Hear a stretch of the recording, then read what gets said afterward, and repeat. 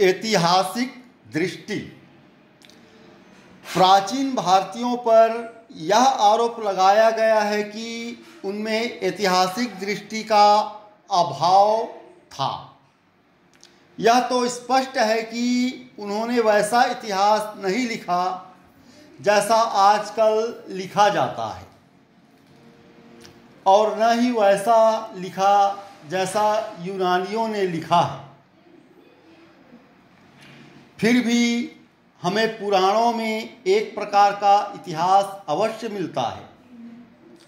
पुराणों की संख्या 18 है। 18 एक पारंपरिक पद है। विषय वस्तु की दृष्टि से पुराण विश्वकोश जैसे हैं, पर इनमें गुप्त काल के आरंभ तक का राजवंशी इतिहास आया है। इनमें घटना के स्थलों का उल्लेख है और कभी कभी घटना के कारणों और परिणामों का विवेचन भी किया गया है, परंतु तथार्थ में ये घटनाएं विवरण लिखे जाने के काफ़ी पहले हो चुकी थी।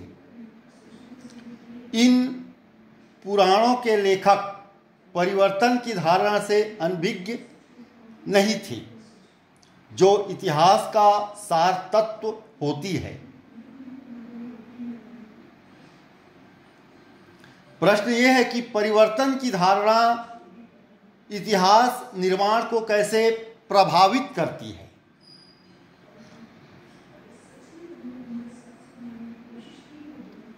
काल इन पुराणों के लेखक जो इतिहास, ये परिवर्तन की धारणा जो इतिहास निर्माण को प्रभावित करती है, यह इतिहास का सार तत्व होती है।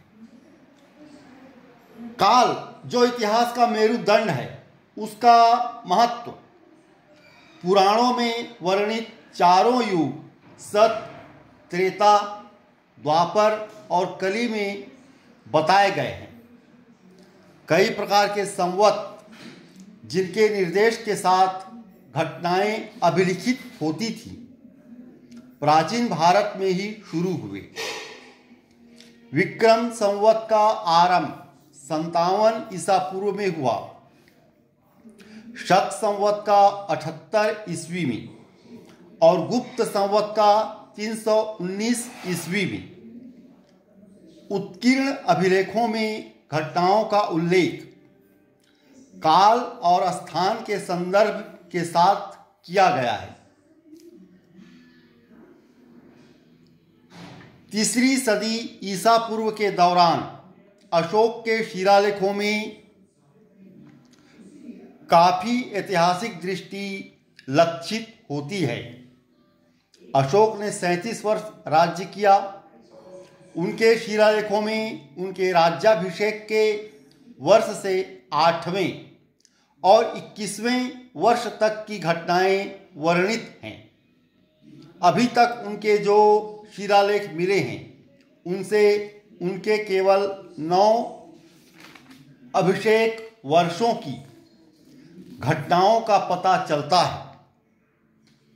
भविष्य में और अभिलेख मिलने पर उनके जीवन के शेष अभिषेक वर्षों की घटनाओं का भी पता चल सकता है। इसी तरह कलिंग के खारवेल ने ईसा की 1ली सदी में हाथी गुम्फा अभिलेख में अपने जीवन की बहुत सी घटनाओं का जिक्र वर्षवार किया है। यहाँ ऐतिहासिक दृष्टि में देखा जाए तो भारत के जो प्राचीन पुराणों के लेखक थे, उनकी दूरदृष्टि थी। वे इतिहास लेखन के महत्व को समझते थे, उसके सार तत्वों का वो जानते थे। उन्होंने क्रमवार, तिथिवार सबका विवेचन किया, मूल्यांकन किया। इससे यह पता चलता है कि